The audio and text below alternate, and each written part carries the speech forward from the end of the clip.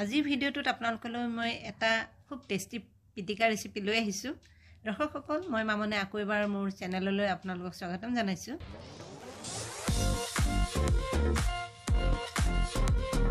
আৰু এয়া দেখিছে, মই একেবাৰে মাছ ভাজি ভিডিঅ'টো আৰম্ভ কৰিছোঁ।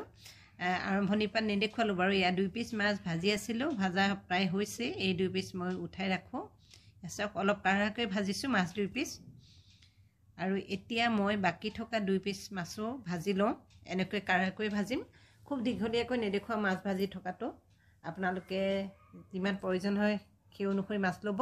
আৰু মাছখিনি ভজা হোৱাৰ পাছত এখন কাঁহী লৈছোঁ আৰু লৈ এতিয়া মই এই ভজা মাছৰ কাঁইটবোৰ গুচাই ল'ম।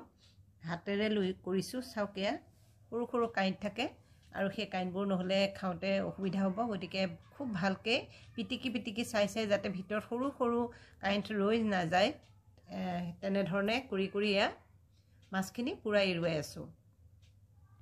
গোটেই কেইপিচ মাছৰেই মই এনেকৈ কাঁইট বাছি উলিয়াই ল'ম মাংসখিনি।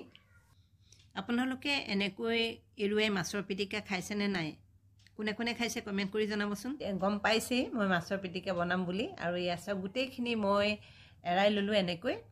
আৰু এতিয়া পিঁয়াজ দিলোঁ, সৰু সৰুকৈ কুটি লৈছোঁ পিঁয়াজ। নিমখ মই আৰু দিয়া নাই, যিহেতু মাছ ভাজোঁতে নিমখ দিছোঁ, গতিকে আৰু প্ৰয়োজন নহ'ব। আৰু এয়া কেঁচা ধনিয়া পাত দিছোঁ সৰহকৈ অলপমান। আৰু এতিয়া মই ইয়াতে দিম নেমু। এয়া চাওক, আপোনালোকে মাছ কিমান লয় সেই অনুসৰি নেমু দিব, যাতে টেঙা হৈ নাযায় চাব। গতিকে এনেকৈ চাই পেলাই দিব। কিন্তু অকণমান নেমু চেপি দিলে পিটিকাটো খাবলৈ বহুত টেষ্টি হয়। আৰু অকণমান কেঁচা মিঠাতেল দিছোঁ এয়া।